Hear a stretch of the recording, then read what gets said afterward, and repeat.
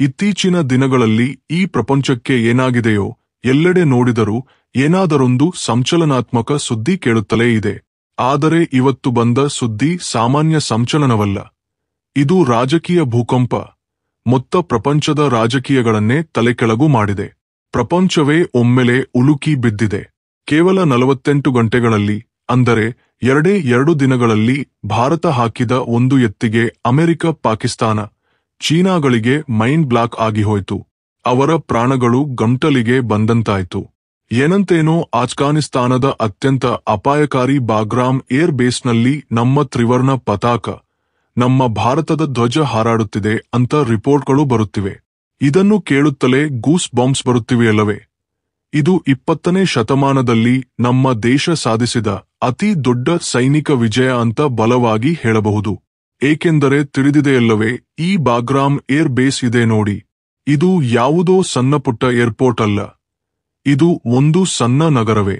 2 ದೊಡ್ಡ ರನ್ವೇಗಳು, 100 ವಿಮಾನಗಳನ್ನು ಪಾರ್ಕ್ ಮಾಡುವ ಸ್ಥಳ, ದೊಡ್ಡ ದೊಡ್ಡ ಆಸ್ಪತ್ರೆಗಳು, ಸಾವಿರಾರು ಸೈನಿಕರು ಉಳಿಯುವ ಸೌಲಭ್ಯ.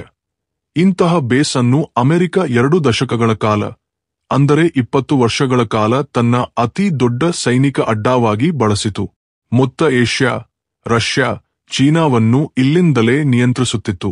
ಇಂತಹ ಸ್ಥಳದಿಂದ ಅಮೆರಿಕ ಹೋಗುತ್ತಾ ಹೋಗುತ್ತಾ ಅಫ್ಘಾನಿಸ್ತಾನ ಇದನ್ನು ಮತ್ತೆ ಎಂದಿಗೂ ಬಳಸಬಾರದು ಅಂತ, ಮತ್ತೆ ತಮ್ಮ ಕಾಲುಗಳ ಬಳಿ ಬರಬೇಕು ಅಂತ ಒಂದು ದಾರುಣ ಪ್ಲಾನ್ ಹಾಕಿತು. ಉದ್ದೇಶಪೂರ್ವಕವಾಗಿ ಅಲ್ಲಿರುವ ಪ್ರತಿಯೊಂದನ್ನೂ ನಾಶ ಮಾಡಿ ಸಂಪೂರ್ಣ ಸುದಿಲಾವಸ್ಥೆಯಲ್ಲಿ ಬಿಟ್ಟು ಹೋಯಿತು. ಆದರೆ ಅವರೇ ತೋಡಿದ ಗುಂಡಿಗೆ ಅವರೇ ಬಿದ್ದಂತಾಯ್ತು. ಅಮೆರಿಕದ ಪ್ಲಾನ್ ರಿವರ್ಸ್ ಆಯ್ತು. ಅವರ ಪಪ್ಪುಗಳೇನೂ ಹುಡುಕಲಿಲ್ಲ. ಮೊದಲು ಬಾಗ್ರಾಮ್ ಏರ್ ಬೇಸ್ನಿಂದ ಬರುತ್ತಿರುವ ಈ ಫೋಟೋಗಳನ್ನು, ಈ ವಿಜುವಲ್ಗಳನ್ನು ನೋಡಿ. ಇವು ಈಗ ಪ್ರಪಂಚವನ್ನೇ ಕುದಿಪೇಸುತ್ತಿವೆ. ಜರಿದ ಕಥ ಏನೆಂದರೆ, ಕೇವಲ 48 ಗಂಟೆಗಳ ಹಿಂದೆಯೇ ಅಫ್ಘಾನ್ ತಾತ್ಕಾಲಿಕ ಸರ್ಕಾರ ಇಂಡಿಯಾಗೆ ಒಂದು ಬಂಪರ್ ಆರ್ಡರ್ ಕೊಟ್ಟಿತಂತೆ. ಅಮೆರಿಕ ನಮ್ಮನ್ನು ಮುಳುಗಿಸಿ ಹೋಗಿದೆ. ನೀವು ಬನ್ನಿ, ಈ ಬೇಸ್ ಅನ್ನು ತೆಗೆದುಕೊಳ್ಳಿ, ನಮ್ಗೆ ಸಹಾಯ ಮಾಡಿ ಅಂತ ಕೇಳಿದಂತೆ ಸಮಾಚಾರ. ನಮ್ಮ ದೇಶವು ಒಂದು ಕ್ಷಣವೂ ಯೋಚಿಸಲಿಲ್ಲ. ತನ್ನದೇ ಸ್ಟೈಲ್ನಲ್ಲಿ ಡಿಪ್ಲೊಮಸಿ ನಡೆಸಿ ಆ ಆರ್ಡರ್ ಅನ್ನು ತಕ್ಷಣವೇ ಮೊಕೆ ಮಾಡಿತು. ಈ ವಿಷಯ ಎಷ್ಟು ಖಾಸ್ಟ್ ಆಗಿ ಜರುಗಿತು ಅಂದರೆ, ಪ್ರಪಂಚ ನಿದ್ರೆಯಿಂದ ಎದ್ದೇಳುವ ಮೊದಲೇ ಕಥಾ ಮೊತ್ತ ಮಾರ್ಪಾಡಾಯಿತು. 48 ಗಂಟೆಗಳಲ್ಲೇ ನಮ್ಮ ಇಂಡಿಯನ್ ಏರ್ ಫೋರ್ಸ್ಗೆ ಸೇರಿದ ದೊಡ್ಡ C-7 ಗ್ಲೋಬ್ ಮಾಸ್ಟರ್ ವಿಮಾನಗಳು ಬಾಗ್ರಾಮ್ನಲ್ಲಿ ಲ್ಯಾಂಡ್ ಆದವು. ನಮ್ಮ ವ್ಯೂಹಾತ್ಮಕ ಸಾಮಗ್ರಿಯನ್ನು, ಅಂದರೆ ಸ್ಟ್ರಾಟಜಿಕ್ ಇನ್ವೆಂಟರಿಯನ್ನು ಇಳಿಸುವುದನ್ನು ಶುರು ಮಾಡಿದವು. ಇದು ಯಾವುದೋ ಸಣ್ಣ ಘಟನೆಯಲ್ಲ. ಓರಕೆ ಏರ್ ಬೇಸ್ ಅನ್ನು ಲೀಸ್ಗೆ ತೆಗೆದುಕೊಳ್ಳುವುದು ಅಷ್ಟಕ್ಕೂ ಅಲ್ಲ. ಇದು ಏಷ್ಯಾದ ನಡುಬೊಡ್ಡಿನಲ್ಲಿ ಪಾಕಿಸ್ತಾನ, ಚೀನಾದ ತಲೆ ಮೇಲೆ ಭಾರತಕ್ಕೆ ಒಂದು ಶಾಶ್ವತ ಸೈನಿಕ ಅಡ್ಡ ಏರ್ಪಡಿಸುವುದು. ಭಾರತ ಮೊತ್ತ ಬಾಗ್ರಾಮ್ ಏರ್ ಬೇಸ್ ಅನ್ನು ಒಂದು ದೊಡ್ಡ ಮಿಲಿಟರಿ ಕ್ಯಾಂಟೋನ್ಮೆಂಟ್ ಆಗಿ ಮಾರ್ಪಡಿಸುವ ಕೆಲಸಗಳನ್ನು ಶುರು ಮಾಡಿದೆ ಅಂತ ಇನ್ಸೈಡ್ ಟಾಕ್ ಬಂದಿದೆ. ಈಗ ಅಸಲು ಸ್ಟೋರಿ ಏನು ಅಂದರೆ, ಅಮೆರಿಕ ಏಕೆ ಅಷ್ಟು ಶಾಕ್ ಆಯ್ತು, ಏಕೆ ಅಷ್ಟು ಕಡುಪು ಮಂಡುತ್ತಿದೆ ಅಂತ ವಿವರವಾಗಿ ಹೇಳೋಣ. ಅದಕ್ಕಿಂತ ಮೊದಲು ನೀವು ನಮ್ಮ ಚಾನಲ್ ಸಬ್ಸ್ಕ್ರೈಬ್ ಮಾಡಿಕೊಳ್ಳದಿದ್ದರೆ ತಕ್ಷಣ ಸಬ್ಸ್ಕ್ರೈಬ್ ಮಾಡಿಕೊಳ್ಳಿ. ಕಾಮೆಂಟ್ ಸೆಕ್ಷನ್ನಲ್ಲಿ ನೀವು ಯಾವ ಸಿಟಿಯಿಂದ ಈ ವಿಡಿಯೋ ನೋಡುತ್ತಿದ್ದೀರಿ ಅಂತ ಬರೆಯಿರಿ. ಅಮೆರಿಕ ಬಾಗ್ರಾಮ್ನಿಂದ ಹೋಗುವಾಗ ಎಷ್ಟು ದಾರುಣವಾಗಿ ವರ್ತಿಸಿತು ಅಂದರೆ, ಉದ್ದೇಶಪೂರ್ವಕವಾಗಿ ಮೇನ್ ರನ್ವೇಯನ್ನು ಬಾಂಬ್ಗಳಿಟ್ಟು ಸ್ಫೋಟಿಸಿತು. Air traffic control ATC system ಅನ್ನು ಮುಕ್ಕಲು ಮಾಡಿತು. ರೇಡಾರ್ ಸಿಸ್ಟಮ್ ಅನ್ನು ಸುಟ್ಟು ಹಾಕಿತು. ಕೊನೆಗೆ ಸ್ಯಾಟಲೈಟ್ ಕಮ್ಯುನಿಕೇಷನ್ ವ್ಯವಸ್ಥೆಯನ್ನು ನಾಶ ಮಾಡಿ ಹೋಯಿತು. ಅವರ ಪ್ಲಾನ್ ಚಾಲಾ ಕ್ಲಿಯರ್. ಅಫ್ಘಾನಿಸ್ತಾನವನ್ನು ದಿಕ್ಕು ಇಲ್ಲದವರನ್ನಾಗಿ ಮಾಡಬೇಕು ಅಂತ. ಈ ಬೇಸ್ ಅನ್ನು ರಿಪೇರ್ ಮಾಡಬೇಕೆಂದರೆ ಬಿಲಿಯನ್ಗಳ ಡಾಲರ್ಗಳು ಬೇಕು. ಆ ಟೆಕ್ನಾಲಜಿ ಅಫ್ಘಾನ್ಗಳ ಬಳಿ ಇಲ್ಲ. ಅప్పుడు ಅವರೇ ನಮ್ಮ ಕಾಲುಗಳ ಮೇಲೆ ಬೀಳುತ್ತಾರೆ. ಪ್ಲೀಸ್ ಬಾಸ್ ಮತ್ತೆ ಬನ್ನಿ ಅಂತ ಬೇಡಿಕೊಳ್ಳುತ್ತಾರೆ. ಅప్పుడు ಮಿಡಲ್ ಏಷ್ಯಾದಲ್ಲಿ ಮತ್ತೆ ನಮ್ಮ ಪ್ರಭುತ್ವ ನಡೆಯುತ್ತದೆ ಅಂತ ಅಮೆರಿಕ ಆಶಿಸಿತು. ಬೆಕ್ಕು ಕಣ್ಣು ಮುಚ್ಚಿಕೊಂಡು ಹಾಲು ಕುಡಿಯುತ್ತಾ ನನ್ನು ಯಾರೂ ನೋಡುತ್ತಿಲ್ಲ ಅಂತ ಅಂದುಕೊಂಡಂತೆ ಅವರ ಪ್ಲಾನ್ ಯಾರಿಗೂ ಅರ್ಥವಾಗಲಿಲ್ಲ ಅಂತ ಅಂದುಕೊಂಡರು. ಆದರೆ ಇಂಡಿಯಾ ಒಂದೇ ದೆಬ್ಬಕ್ಕೆ ಮೊತ್ತ ಕಥೆಯನ್ನೇ ಬದಲಾಯಿಸಿತು. ಇಲ್ಲೇ ನಮ್ಮ ಇಂಜಿನಿಯರಿಂಗ್, ನಮ್ಮ ದೌತ್ಯದ ಪವರ್ ಏನು ಅಂತ ಪ್ರಪಂಚಕ್ಕೆ ತಿಳಿಯಿತು. ಅಫ್ಘಾನಿಸ್ತಾನ ಈ ಬೇಸ್ ಅನ್ನು ನಮಗೆ ಅಪ್ಪಗಿಸುವುದು ಮಾತ್ರವಲ್ಲ, ಇಂಡಿಯಾ ಎಷ್ಟು ಕಾಲವಾದರೂ ಬಳಸಬಹುದು. ಇದು ನಿಮ್ಮದೇ ಅಂತ ಗ್ರೀನ್ ಸಿಗ್ನಲ್ ಕೊಟ್ಟಿತು. ಈಗ ನಾವೇ ನಮ್ಮ ಇಂಡಿಯನ್ ಆರ್ಮಿ ಇಂಜಿನಿಯರ್ಗಳು ನಮ್ಮ ಟೆಕ್ನಾಲಜಿಯೊಂದಿಗೆ ಅಲ್ಲಿರುವ ನಾಶವಾದ ಎಲ್ಲ ಮೂಲಭೂತ ಸೌಲಭ್ಯಗಳನ್ನು ಮತ್ತೆ ನಿರ್ಮಿಸಲಿದ್ದೇವೆ. ಶೀಘ್ರದಲ್ಲೇ ಈ ಏರ್ ಬೇಸ್ ಅಫ್ಘಾನಿಸ್ತಾನ ಮತ್ತು ಭಾರತಕ್ಕೆ ಶಾಶ್ವತ ಸೈನಿಕ ಸ್ಥಾವರವಾಗಿ ಮಾರ್ಪಡಲಿದೆ. ಈ ಸುದ್ದಿ ಕೇಳಿದ ಮೇಲೆ ಅಮೆರಿಕಕ್ಕೆ ಪಿಚ್ಚೆಕ್ಕಿ ಹೋಯಿತು. ನಮ್ಗೆ ಬಂದ ಮಾಹಿತಿಯ ಪ್ರಕಾರ ಮಾಜಿ ಅಮೆರಿಕ ಅಧ್ಯಕ್ಷ ಡೊನಾಲ್ಡ್ ಟ್ರಂಪ್ ಅಂತೂ ಒಂದು ಕಾಲಿನ ಮೇಲೆ ನಿಂತರು ಅಂತ. ಭಾರತಕ್ಕೆ ಭಯಂಕರ ಪರಿಣಾಮಗಳು ಇರುತ್ತವೆ. ಅವರನ್ನು ಅಸಲು ನಂಬಬಾರದು ಅಂತ ಬೆದರಿಸಿದಂತೆ ಸಮಾಚಾರ. ಅಸಲು ನಾವು ಅಫ್ಘಾನಿಸ್ತಾನದಲ್ಲಿ ಅಡುಗು ಹಾಕಲು ಬಿಡದ ಇಂಡಿಯಾ ನಮ್ಮ ಮೂಗಿನ ಕೆಳಗೆ ನಾವು ಬಿಟ್ಟು ಹೋದ ಇಷ್ಟು ದೊಡ್ಡ ಆಸ್ತಿಯನ್ನು ಹೇಗೆ ಕೊಟ್ಟೇಸಿತು ಅಂತ ಅಮೆರಿಕಕ್ಕೆ ಮೈಂಡ್ ಬ್ಲಾಕ್ ಆಗಿ ಹೋಯಿತು. ಅವರ ಕಡುಪು ಮಂಟಕ್ಕೆ ಕಾರಣವಿಲ್ಲದೆ ಹೋಗಲಿಲ್ಲ. ಅಫ್ಘಾನಿಸ್ತಾನವನ್ನು ಎಂದಿಗೂ ತಮ್ಮ ನಿಯಂತ್ರಣದಲ್ಲೇ ಇಟ್ಟುಕೊಳ್ಳಬೇಕು ಅನ್ನುವ ಅಮೆರಿಕದ ಲಾಂಗ್ ಟರ್ಮ್ ಪ್ಲಾನ್ಗೆ ಈ ದೆಬ್ಬಕ್ಕೆ ಸಂಪೂರ್ಣ ಬೊಕ್ಕ ಆಯಿತು. ಕೈಗಳು ಸುಡದೆ ಎಲೆಗಳನ್ನು ಹಿಡಿದಂತೆ ಈಗ ಅವರು ಏನೇ ಮಾಡಿದರೂ ಪ್ರಯೋಜನವಿಲ್ಲ. ಈ ಸುದ್ದಿಯೊಂದಿಗೆ ಎಲ್ಲರಿಗಿಂತಲೂ ಹೆಚ್ಚು ಭಯಪಟ್ಟು ಗುಂಡೆಗಳನ್ನು ಬಡಿದುಕೊಂಡು ವಣಿಕಿ ಹೋಗುತ್ತಿರುವವರು ಯಾರಿದ್ದರು? ಅದು ನಮ್ಮ ಪನಿಕಿಮಾಲಿನ ನೆರೆದೇಶ, ನಮ್ಮ ದರಿದ್ರಪು ಚುಟ್ಟ ಪಾಕಿಸ್ತಾನವೇ. ಅವರ ಪರಿಸ್ಥಿತಿ ಈಗ ವರ್ಣಿಸುವುದಕ್ಕೂ ಮಾತುಗಳಿಲ್ಲ. ಬಾಗ್ರಾಮ್ನಲ್ಲಿ ಇಂಡಿಯಾ ಇದೆ ಅಂದರೆ ಅದರ ಅರ್ಥ ಏನೂ ತಿಳಿದಿದೆಯೇ? ಪಾಕಿಸ್ತಾನವನ್ನು 3 ದಿಕ್ಕುಗಳಿಂದ ಅಲ್ಲ 4 ದಿಕ್ಕುಗಳಿಂದ ಸುತ್ತುವರಿದಂತೆ. ಇಷ್ಟು ದಿನಗಳು ಪಾಕಿಸ್ತಾನ ನಮ್ಮನ್ನು ಟೂ ಫ್ರಂಟ್ ವಾರ್ ಅಂತ ಬೆದರಿಸುತ್ತಿತ್ತು. ಅಂದರೆ ಪೂರ್ವದಿಂದ ಪಶ್ಚಿಮದಿಂದ ಒಟ್ಟಿಗೆ ದಾಳಿ ಮಾಡುತ್ತೇವೆ ಅಂತ. ಈಗ ಸೀನ್ ರಿವರ್ಸ್ ಆಯಿತು. ಪೂರ್ವದಲ್ಲಿ ನಮ್ಮ ಮೇನ್ ಲ್ಯಾಂಡ್ ಇಂಡಿಯಾ ಇದೆ. ಪಶ್ಚಿಮದಲ್ಲಿ ಈಗ ಬಾಗ್ರಾಮ್ನಲ್ಲಿ ಇಂಡಿಯನ್ ಏರ್ ಕೋರ್ಸ್ ಕುಳಿತಿದೆ. ಉತ್ತರದಲ್ಲಿ ಸಿಯಾಚಿನ್ ಲಡಾಖ್ನಲ್ಲಿ ನಮ್ಮ ಆರ್ಮಿ ಕಾವಲು ಕಾಯುತ್ತಿದೆ. ದಕ್ಷಿಣದಲ್ಲಿ ಅರೇಬಿಯಾ ಸಮುದ್ರದಲ್ಲಿ ನಮ್ಮ ನೇವಿ ಅವರ ಗಂಟಲ ಮೇಲೆ ಕತ್ತಿ ಇಟ್ಟು ಕುಳಿತಿದೆ. ಅವರ ಪರಿಸ್ಥಿತಿ ಮುಂದು ನುಯಿ ಹಿಂದು ಗೊಯ್ಯಿಯಂತಿದೆ. ಸುತ್ತಲೂ ಬೆಂಕಿ ನಡುವೆ ಪಾಕಿಸ್ತಾನ ಅಂತಾಗಿ ಹೋಯಿತು. ಈಗ ಅವರು ಸಂಪೂರ್ಣವಾಗಿ ನಮ್ಮ ಉಚ್ಚಿನಲ್ಲಿ ಸಿಕ್ಕಿಹಾಕಿಕೊಂಡಿದ್ದಾರೆ. ಬಾಗ್ರಾಮ್ನಿಂದ ಇಸ್ಲಾಮಾಬಾದ್ ರಾವಲ್ಪಿಂಡಿ ಅವರ ಆರ್ಮಿ ಹೆಡ್ ಕ್ವಾರ್ಟರ್ಸ್ ಎಲ್ಲವೂ ನಮ್ಮ ಥೈಟರ್ ಜೆಟ್ಗಳಿಗೆ 10 ನಿಮಿಷಗಳ ದೂರದಲ್ಲಿವೆ. ಈ ಭಯ ಪಾಕಿಸ್ತಾನವನ್ನು ಕುದಿಪೇಸುತ್ತಿದೆ. ಅವರಲ್ಲಿ ಆ ನಿರಾಶೆ ಆಂದೋಲನ ಸ್ಪಷ್ಟವಾಗಿ ಕಾಣುತ್ತಿದೆ. ಈಗ ನಮ್ಮ ಮತ್ತೊಂದು ಶತ್ರು ಚೀನಾ. ಅವರ ಪರಿಸ್ಥಿತಿ ಕೂಡ ಏನೂ ಕಡಿಮೆಯಲ್ಲ. ಅಮೆರಿಕ ಯಾವಾಗ ಬಾಗ್ರಾಮ್ ಅನ್ನು ಖಾಲಿ ಮಾಡಿತೋ ಅದನ್ನು ಹೇಗಾದರೂ ತನ್ನದಾಗಿಸಿಕೊಳ್ಳಬೇಕು ಅಂತ ಚೀನಾ ಎಷ್ಟೋ ಕನಸುಗಳು ಕಂಡಿತು.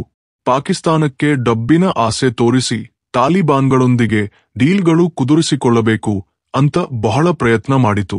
ಏಕೆಂದರೆ ಬಾಗ್ರಾಮ್ ಚೀನಾ ನಿರ್ಮಿಸುತ್ತಿರುವ ಸಿಪಿಸಿ ಪ್ರಾಜೆಕ್ಟ್ಗೆ ಅವರ ಬೆಲ್ಟ್ ಅಂಡ್ ರೋಡ್ ಇನಿಷಿಯೇಟಿವ್ಗೆ ಚಾಲ ಹತ್ತಿರದಲ್ಲಿದೆ. ಆದರೆ ಆತುರದವನಿಗೆ ಬುದ್ಧಿಮಟ್ಟ ಅಂತಂತೆ ಅವರು ಓವರಾಕ್ಷನ್ ಮಾಡುವ ಮೊದಲೇ ಇಂಡಿಯಾ ಸೈಲೆಂಟ್ಕ ಬಂದು ಡೀಲ್ ಮುಗಿಸಿತು. ಈಗ ಬಾಗ್ರಾಮ್ನಲ್ಲಿ ಕುಳಿತು ಇಂಡಿಯಾ ಚೀನಾದ ಸಿಪಿಸಿ ಪ್ರಾಜೆಕ್ಟ್ ಮೇಲೆ ಅವರ ಪ್ರತಿ ಕದಲಿಕೆಯ ಮೇಲೆ 24/7 ನಿಗಾ ಇಡಬಲ್ಲದು. ಇಲ್ಲಿ ಅಸಲು ಶಂಕೆಯೇನು ಅಂದರೆ ಅಫ್ಘಾನಿಸ್ತಾನದ ತಾಲಿಬಾನ್ ಸರ್ಕಾರ ಅಮೆರಿಕದಂತಹ ಸೂಪರ್ ಪವರ್ ಅನ್ನು ಚೀನಾದಂತಹ ಡಬ್ಬಿನ ದೇಶವನ್ನು ಬಿಟ್ಟು ಇಂಡಿಯಾವನ್ನು ಏಕೆ ಆಯ್ಕೆ ಮಾಡಿತು? ಇದರ ಹಿಂದೆ ಇದೇ ನಮ್ಮ ದೇಶ ಮಾಡಿದ ನಿಸ್ವಾರ್ಥ ಸೇವೆ, ನಮ್ಮ ನಂಬಿಕೆಯ ದೌತ್ಯ. ಆಪದದಲ್ಲಿ ಆದುಕೊಂಡವನೇ ಅಸಲು ಮಿತ್ರ ಅಂತಂತೆ. ಅಮೆರಿಕ ಅಫ್ಘಾನಿಸ್ತಾನದ ರಬ್ಬನ್ನು ಸುಮಾರು $7 ಮಿಲಿಯನ್ ಟ್ರೀಜ್ ಮಾಡಿ ಅವರನ್ನು ರಸ್ತೆಯ ಮೇಲೆ ಬಿಟ್ಟಾಗ ಪ್ರಪಂಚ ಮೊತ್ತ ಅಫ್ಘಾನ್ ತಾತ್ಕಾಲಿಕ ಸರ್ಕಾರವನ್ನು ಗುರುತಿಸಲು ಹಿಂದೇಟು ಹಾಕುತ್ತಿರುವ ಕಾಲದಲ್ಲಿ ಅಲ್ಲಿನ ಜನರು ಹಸಿವಿನಿಂದ ಅಲ್ಲಾಡುತ್ತಿರುವಾಗ ನಾವೇ ಮುಂದೆ ಬಂದು ಮಾನವೀಯ ಸಹಾಯ ಮಾಡಿದೆವು. ಇಂಡಿಯಾ ಯಾವುದೇ ಕಂಡೀಷನ್ಗಳನ್ನು ಇಟ್ಟಿಲ್ಲ. ನೀವು ನಮ್ಮನ್ನು ಗುರುತಿಸಿ ನಮ್ಗೆ ಅದು ಮಾಡಿ ಅಂತ ಪಾಲಿಟಿಕ್ಸ್ ಆಡಲಿಲ್ಲ. ಹಸಿದವನಿಗೆ ಮೊದಲು ಅನ್ನ ಹಾಕು ನಂತರ ರಾಜಕೀಯ ಅನ್ನುವ ಪಾಲಿಸಿ ಫಾಲೋ ಮಾಡಿತು. ಲಕ್ಷಗಳ ಟನ್ ಗೋಧಿಯನ್ನು ಔಷಧಗಳನ್ನು ಕಳುಹಿಸಿತು. ಅಲ್ಲಿನ ಮಕ್ಕಳ ಹಸಿವನ್ನು ತೀರಿಸಿತು. ನಮ್ಮ ಈ ಮಾನವೀಯ ದೃಷ್ಟಿಕೋನವೇ ಅಫ್ಘಾನಿಸ್ತಾನದ ನಂಬಿಕೆಯನ್ನು ಗೆದ್ದಿತು. ಇತ್ತೀಚೆಗೆ ಅಫ್ಘಾನಿಸ್ತಾನದ ವಿದೇಶಾಂಗ ಮಂತ್ರಿ ಭಾರತಕ್ಕೆ ಭೇಟಿ ನೀಡಿದರು. ಈ ಪರ್ಯಟನೆ ಮಾತುಗಳಿಗೆ ಮಾತ್ರ ಸೀಮಿತವಾಗಲಿಲ್ಲ. ಒಂದಲ್ಲ ಎರಡಲ್ಲ ಏನಂತೇನೋ 7 ಪ್ರಧಾನ ಒಪ್ಪಂದಗಳು ಆಗಿವೆ. ಇವುಗಳಲ್ಲಿ ಅತ್ಯಂತ ಮುಖ್ಯವಾದದ್ದು ಟಾಪ್ ಸೀಕ್ರೆಟ್ ಡೀಲ್, ಈ ಬಾಗ್ರಾಮ್ ಏರ್ ಬೇಸ್ ಅನ್ನು ಭಾರತಕ್ಕೆ ಅಪ್ಪಗಿಸುವುದು. ಅಷ್ಟೇ ಅಲ್ಲ, ಅಫ್ಘಾನಿಸ್ತಾನ ನಮ್ಮನ್ನು ಧಾನ್ಯ ಸಪ್ಲೈ ಕೇಳುವುದು ಮಾತ್ರವಲ್ಲ, ಬದಲು ಅವರು ಕೊಟ್ಟ ಪ್ರತಿಪಾದನೆ ಪ್ರಪಂಚದ ದೇಶಗಳ ಕಣ್ಣುಗಳನ್ನು ತೆರೆಸುವಂತಿದೆ. ಅಫ್ಘಾನಿಸ್ತಾನದಲ್ಲಿ ಇರುವ ಅಪಾರ ಟ್ರಿಲಿಯನ್ ಡಾಲರ್ಗಳ ಮೌಲ್ಯದ ಖನಿಜ ನಿಕ್ಷೇಪಗಳ ಕಾಂಟ್ರಾಕ್ಟ್ಗಳನ್ನು ಇಂಡಿಯಾಗೆ ಅಪ್ಪಗಿಸಲು ಮುಂದೆ ಬಂದಿದೆ. ಹೌದು, ನೀವು ಕೇಳಿದ್ದು ನಿಜವೇ. ಅಫ್ಘಾನಿಸ್ತಾನದಲ್ಲಿ ಥೋರಿಯಂ ನಿಕ್ಷೇಪಗಳು ಭಾರೀ ಪ್ರಮಾಣದಲ್ಲಿವೆ. ನಮ್ಮ ನ್ಯೂಕ್ಲಿಯರ್ ಪ್ರೋಗ್ರಾಂಗೆ ಇದು చాలా ಅಗತ್ಯ. ಅಷ್ಟೇ ಅಲ್ಲ, ಬಂಗಾರದ ನಿಕ್ಷೇಪಗಳು ಇವೆ. ಎಲ್ಲಕ್ಕಿಂತ ಮುಖ್ಯವಾಗಿ ಲಿಥಿಯಂ. ಈ ದಿನಗಳಲ್ಲಿ ಲಿಥಿಯಂ ಅನ್ನು ಹೊಸ ಬಂಗಾರ ಅಥವಾ ವೈಟ್ ಆಯಿಲ್ ಅಂತ ಕರೆಯುತ್ತಿದ್ದಾರೆ. ನಮ್ಮ ಎಲೆಕ್ಟ್ರಿಕ್ ಕಾರ್ಗಳಿಗೆ, ಕೋನ್ ಬ್ಯಾಟರಿಗಳಿಗೆ ಇದೇ ಪ್ರಾಣ. ಈ ಲಿಥಿಯಂ ನಿಕ್ಷೇಪಗಳಿಗಾಗಿ ಚೀನಾ ಎಷ್ಟು ಕಾಲದಿಂದ ಕಾಯುತ್ತಾ ಕುಳಿತಿದೆ. ಆದರೆ ಅಫ್ಘಾನಿಸ್ತಾನ ಈ ಮೈನಿಂಗ್ ಕಾಂಟ್ರಾಕ್ಟ್ಗಳನ್ನು ಈಗ ನಮ್ಮ ಭಾರತೀಯ ಕಂಪನಿಗಳಿಗೆ ಕೊಡಲಿದೆ. ಇದು ಒಂದು ವಿನ್ ವಿನ್ ಸಿಚುವೇಶನ್. ಈ ಡೀಲ್ನಿಂದ ಅಫ್ಘಾನಿಸ್ತಾನಕ್ಕೆ ಲಾಭಗಳಲ್ಲಿ ಪಾಲು ಬರುತ್ತದೆ. ಅವರ ದೇಶದ ಪುನರ್ನಿರ್ಮಾಣ ಆಗುತ್ತದೆ. ಅವರು ಆರ್ಥಿಕವಾಗಿ ಬಲಿಷ್ಠರಾಗುತ್ತಾರೆ. ಅದೇ ಸಮಯದಲ್ಲಿ ನಮ್ಮ ದೇಶ ವ್ಯೂಹಾತ್ಮಕವಾಗಿ, ಆರ್ಥಿಕವಾಗಿ, ರಾ ಮೆಟೀರಿಯಲ್ಗಳ ವಿಷಯದಲ್ಲಿ ಒಮ್ಮೆಲೆ 10 ಮೆಟ್ಟಿಲುಗಳು ಏರುತ್ತದೆ. ಸೂಪರ್ ಪವರ್ ಆಗಿ ಮಾರ್ಪಡುವುದಕ್ಕೆ ಇದು ಸಹಾಯ ಮಾಡುತ್ತದೆ. ಅಫ್ಘಾನಿಸ್ತಾನ ಈಗ ಭಾರತವನ್ನು ತನ್ನ ಅತ್ಯಂತ ಅನುಕೂಲಕರ ದೇಶವೆಂದು ಘೋಷಿಸಿದೆ. ಪ್ರತಿ ತಿರುವಿನಲ್ಲೂ ಇಂಡಿಯಾಗೆ ಸಪೋರ್ಟ್ ನೀಡಿ ನಿಲ್ಲುತ್ತೇವೆ ಅಂತ ಮಾತು ಕೊಟ್ಟಿದೆ. ಸೊ ಇದು 19 ಅಥವಾ 20ನೇ ಶತಮಾನದ ಇಂಡಿಯಾ ಅಲ್ಲ. ಇದು ಪಾರಿವಾಳಗಳನ್ನು ಹಾರಿಸುವ ಹಳೆಯ ಇಂಡಿಯಾ ಅಲ್ಲ. ಇದು 21ನೇ ಶತಮಾನದ ಟೆಕ್ನಾಲಜಿ, 22ನೇ ಶತಮಾನದ ಆಲೋಚನಾ ವಿಧಾನವಿರುವ ಹೊಸ ಭಾರತ. ಇದು ನಮ್ಮ ವಿದೇಶಾಂಗ ಮಂತ್ರಿ ಜಯಶಂಕರ್ ಗಾರುಗಳ ದೌತ್ಯ. ಇದು ನಮ್ಮ ಪ್ರಧಾನಿ ಮೋದಿ ಗಾರುಗಳ ಗ್ಯಾರಂಟಿ. ಈ ಭಾರತ ಇನ್ನೂ ತಲೆಬಾಗುವ ರಕದ್ದಲ್ಲ. ಪ್ರಪಂಚವನ್ನೇ ತನ್ನ ಮುಂದೆ ತಲೆಬಾಗಿಸುವಂತೆ ಮಾಡುವ ಸಾಮರ್ಥ್ಯವಿರುವ ದೇಶ. ಅಫ್ಘಾನಿಸ್ತಾನವೇ ಸ್ವಯಂವಾಗಿ ರೆಡ್ ಕಾರ್ಪೆಟ್ ಹಾಸಿ ಕರೆದ ನಂತರ ಬಾಗ್ರಾಮ್ನಲ್ಲಿ ನಮ್ಮ ಉಪಸ್ಥಿತಿಯನ್ನು ತಡೆಯುವ ಶಕ್ತಿ ಪ್ರಪಂಚದಲ್ಲಿ ಯಾರಿಗೂ ಇಲ್ಲ. ಒಂದು ವೇಳೆ ಯಾರಾದರೂ ಇದನ್ನು ತಡೆಯಲು ಪ್ರಯತ್ನಿಸಿದರೆ ಎಗರುತ್ತಾ ಎಗರುತ್ತಾ ದಂಚಿದ ಪೊಲಿಗೆ ಅಂತಂತೆ ಅವರಿಗೆ ದಿಮ್ಮ ತಿರುಗುವ ಉತ್ತರಗಳು ನಮ್ಮ ಬಳಿ ರೆಡಿಯಾಗಿವೆ. ಈ ಒಂದು ಘಟನೆಯೊಂದಿಗೆ ಪ್ರಪಂಚದ ರಾಜಕೀಯ ಕ್ರಮ, ಅಂದರೆ ಗ್ಲೋಬಲ್ ವರ್ಲ್ಡ್ ಆರ್ಡರ್, ಸಂಪೂರ್ಣವಾಗಿ ಬದಲಾಗುತ್ತದೆ ಅಂತ ಸ್ಪಷ್ಟವಾಗಿ ಅರ್ಥವಾಗುತ್ತದೆ. ಇಂಡಿಯಾ ಈಗ ಗ್ಲೋಬಲ್ ಪ್ಲೇಯರ್ ಆಗಿದೆ. ತನ್ನ ಸ್ವಂತ ನಿಬಂಧನೆಗಳು, ಷರತ್ತುಗಳ ಮೇಲೆ ಆಡುತ್ತದೆ. ಬಾಗ್ರಾಮ್ ಏರ್ ಬೇಸ್ನಲ್ಲಿ ಹಾರಾಡುತ್ತಿರುವ ನಮ್ಮ ತ್ರಿವರ್ಣ ಪತಾಕ ಅದು ಕೇವಲ ಧ್ವಜವಲ್ಲ. ಅದು ಭಾರತದ ಹೆಚ್ಚುತ್ತಿರುವ ಆತ್ಮವಿಶ್ವಾಸಕ್ಕೆ, ಪ್ರಪಂಚದಲ್ಲಿ ಹೆಚ್ಚುತ್ತಿರುವ ನಮ್ಮ ಸ್ಥಾನಕ್ಕೆ, ನಮ್ಮ ವ್ಯೂಹಾತ್ಮಕ ಶಕ್ತಿಗೆ ಒಂದು ಸಂಕೇತದಂತಿದೆ. ಅಮೆರಿಕವನ್ನು ಎಷ್ಟು ಶಾಕ್ ಮಾಡಿದೆ ಅಂತ ಒಮ್ಮೆ ಊಹಿಸಿಕೊಳ್ಳಿ. ಅವರು ಉದ್ದೇಶಪೂರ್ವಕವಾಗಿ ನಾಶ ಮಾಡಿದ ಅದೇ ಸ್ಥಾವರವನ್ನು ಆತ್ಮಗೌರವ, ಸ್ನೇಹದ ಶಕ್ತಿಯೊಂದಿಗೆ ಭಾರತ ಹೇಗೆ ಪುನರ್ನಿರ್ಮಿಸುತ್ತದೆ ಅಂತ ಪ್ರಪಂಚ ಮೊತ್ತ ಕಣ್ಣುಗಳನ್ನು ಅರ್ಪಿಸಿ ನೋಡಲಿದೆ. ಮಿಡಲ್ ಏಷ್ಯಾದಲ್ಲಿ ರಾಜಕೀಯಗಳ ಕೇಂದ್ರ ಬದಲಾಗಿದೆ ಅಂತ ಇದು ಸ್ಪಷ್ಟ ಸಿಗ್ನಲ್. ಈ ವಿಡಿಯೋ ಮೇಲೆ ನಿಮ್ಮ ಅಭಿಪ್ರಾಯ ಏನು? ಕಾಮೆಂಟ್ ಸೆಕ್ಷನ್ನಲ್ಲಿ ಹೇಳಿ. ಜೈ ಹಿಂದ್. ಪ್ಲೀಸ್ ಲೈಕ್ ಮತ್ತು ಶೇರ್ ಮತ್ತು ಆಲ್ಸೋ ಥ್ಯಾಂಕ್ಸ್ ಫಾರ್ ವಾಚಿಂಗ್.